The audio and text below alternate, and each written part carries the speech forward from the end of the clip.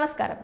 ഇന്ത്യയുടെ പ്രതിരോധ രംഗത്തെ സുപ്രധാനമായ ഒരു കൈമാറ്റം ലോകം ഇപ്പോൾ ചർച്ച ചെയ്യുകയാണ്. എന്താണ് ആ കൈമാറ്റം?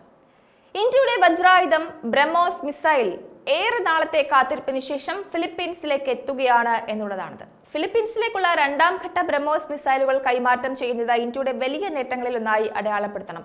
ചൈനയ്ക്കെതിരെയുള്ള പ്രധാന നീക്കം എന്ന നിലയിലാണ് ഫിലിപ്പീൻസിന് ഈ മിസൈൽ കൈമാറുന്നത് എന്ന വിവരവും പുറത്തുവരുന്നുണ്ട്.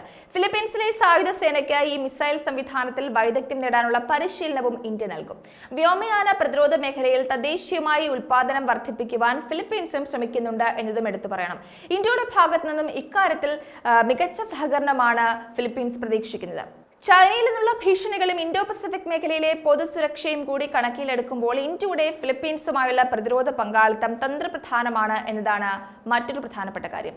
എന്തുകൊണ്ടാണ് ഈ ബ്രഹ്മോസ് ഇന്ത്യയുടെ വജ്രായുധം എന്നൊരു പദവിയിലേക്ക് എത്തുന്നത്?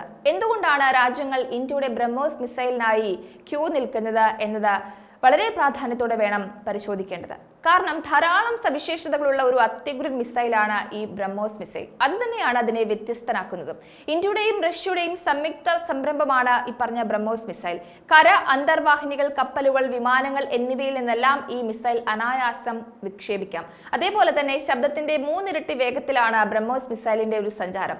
ഇന്ത്യൻ സേനയുടെ ഒഴിച്ചുകൂടാനാകാത്ത മുൻനിരയിൽ തന്നെ ഇടം പിടിച്ചിട്ടുള്ള ഒരു മിസൈലാണ് ബ്രഹ്മോസ്. ഇത് ലോകത്തെ ഒന്നാകെ അത്ഭുതപ്പെടുത്തുന്നുണ്ട്.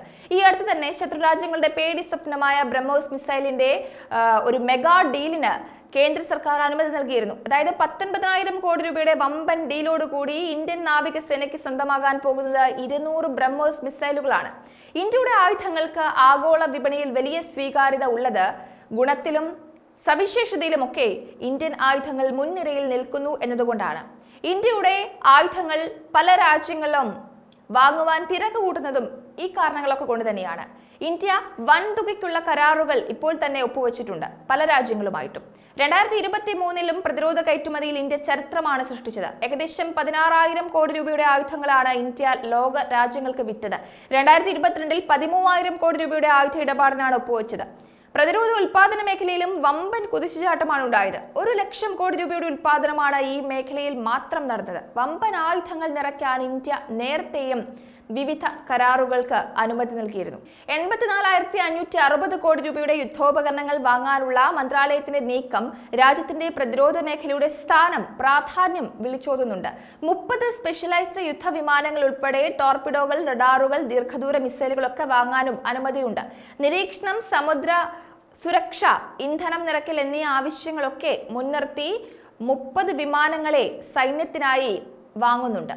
എന്തായാലും ഇന്ത്യ അപൂർവ നേട്ടങ്ങൾ കൊയ്ത് ജൈത്രയാത്ര തുടരുകയാണ്. സ്വയം പര്യാപ്തതയുടെ പരകോടിയിലേക്കുള്ള ഒരു വലിയ പ്രയാണത്തിൽ തന്നെയാണ് നമ്മുടെ രാജ്യം. ഇന്ത്യയുടെ ആയുധങ്ങൾക്കായി രാജ്യങ്ങൾ ക്യൂ നിൽക്കുന്നത് വെറുതെയല്ല. അതിന് തക്കതായ കാരണങ്ങൾ ഇന്ത്യ നിരത്തുന്നുണ്ട്.